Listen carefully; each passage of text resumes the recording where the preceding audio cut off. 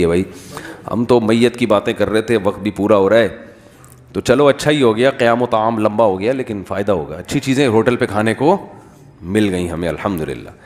تو بات یہ چل رہی تھی میرے بھائی کہ ہم سارا دن صبح و شام مختلف قسم کے تذکرے کرتے رہتے ہیں, یہ بھی ہے وہ بھی ہے یوں بھی ہے فلانا بھی ہے.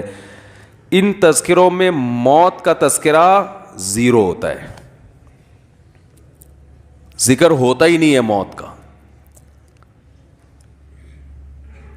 تو جیسے کبوتر بلی کو دیکھ کے کیا کر رہا ہے, آنکھیں بند, تو ہم بھی موت کے تذکرے سے کیا کر رہے ہیں, آنکھیں بند. کہیں بیٹھے ہوئے ہو نا, ذرا موت کا تذکرہ کرنے لگیں, یار ایک دن پھٹے پہ ہم بھی لیٹے ہوئے ہوں گے, تو لوگ چپ کرا دیتے ہیں, یار کوئی اچھی باتیں کرو, یا ویسی ٹینشن میں. حالانکہ ٹینشن ختم کرنے کا اس سے بہتر کوئی ذریعہ ہے نہیں. عجیب بات ہے یار, جس کے تذکرے کو آپ ٹینشن سمجھتے ہو, ٹینشن ختم کرنے کا اس سے بہتر کوئی ذریعہ ہے نہیں. بار بار کرو تاکہ محبت ہی دنیا سے ختم. دیکھو ٹینشن کس بات سے ہوتی ہے, آپ کو جب آپ کی پسند کی چیزیں نہ ملیں, اس سے ٹینشن ہوتی ہے نا. ارے میرے پاس گاڑی نہیں ہے, فلاں کے پاس تو گاڑی بھی آ گئی. ارے میری تنخواہ اتنی ہے, فلاں کی تو تنخواہ ڈبل ہو گئی. ارے بھائی میری وہاں ہوئی نہیں جہاں میں چاہ رہا تھا, فلاں کی تو اس سے بھی اچھی جگہ پہ ہو گئی. ارے بھائی یہ بیماری یہ ختم ہی نہیں ہو رہی. ارے بھائی میں موٹا کیوں نہیں ہو رہا. ارے بھائی میں دبلا کیوں نہیں ہو رہا. ارے بھائی میں, یہی پالی ہوئی ہے نا چیزیں ہم نے. ارے وہ لوگ بحریہ ٹاؤن میں 10 پلاٹ خرید کے بیٹھ گئے, ہمارے پاس ایک گز کی جگہ نہیں ہے, کرائے کے مکان پہ, وہ بھی مالک مکان ہر وقت تانے دیتا رہتا ہے. بھائی ان ٹینشنوں کا بہترین علاج ہے, مر جائیں گے سب, کیا ہو جائے گا, بولو نا, ختم. جب مر گئے تو کیا ہے, ارے جس کے پاس گاڑی ہے وہ کون سا یہاں رہے گا. فرعون کے پاس تو بہت کچھ تھا. اپنے جو ملک کا وزیر اعظم یا صدر ہوتا ہے اس سے تو آپ آگے نہیں جا سکتے نا. تو اپنے ملک میں دیکھ لو کتنے بڑے بڑے وزیر اعظم آئے, صدور آئے, کتنے بڑے بڑے آفیسر آئے, آ کے کہاں چلے گئے, فنا میں, ختم. کسی کا جہاز کریش ہو رہا ہے, کسی کو پھانسی پہ لٹکایا جا رہا ہے, کوئی اپنی موت مر رہا ہے, کوئی یہ ہو رہا ہے, کوئی وہ ہو رہا ہے. نبی صلی اللہ علیہ وسلم نے فرمایا اکثروا من ذکر ہاذم اللذات الموت. فرمایا جو لذتوں کو توڑ دینے والی چیز ہے نا موت, اس کو بہت کثرت سے یاد کیا کرو, اس کا تذکرہ کثرت سے کیا کرو. کیونکہ یہ ساری جو نعمتیں ہیں نا جن کو دیکھ دیکھ کے ہم جلتے کڑتے بھی رہتے ہیں, ڈپریشن میں بھی جاتے ہیں, یہ ساری لذتیں کیا ہونے والی ہیں, ختم.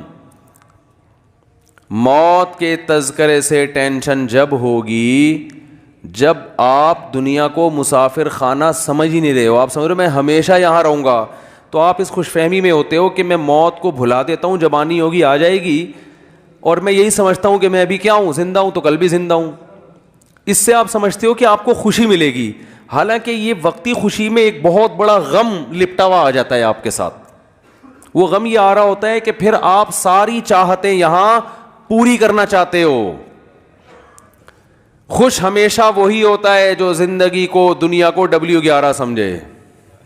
ہاں اس پہ پھر جن چڑیل بھوت بھی آئیں گے تو خوش ہوگا. جیسے ان صحابیہ کو نبی نے بتا دیا نا جنت کی ضمانت, تو انہوں نے کہا اسی میں خوش ہیں, کوئی بات نہیں, یہ بیماری ہے تو گزر جائے گی. دیکھو اگر وہ صحابیہ دعا مانگ لیتی ہیں, یا رسول اللہ نہیں مجھے تو آپ شفا کی دعا کریں, میں یہ ٹینشن نہیں برداشت کر سکتی, تو شفا تو مل جاتی. لیکن شفا مل کے بھی موت, شفا نہ ملنے میں بھی موت, تو چلے گئے سارے دنیا سے.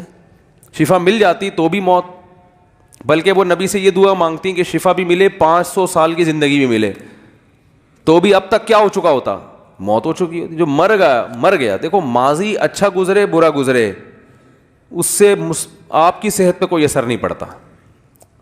جو وہ ہمارے حدیث میں آئے گا, گزر گئی گزران کیا جھونپڑی کیا میدان.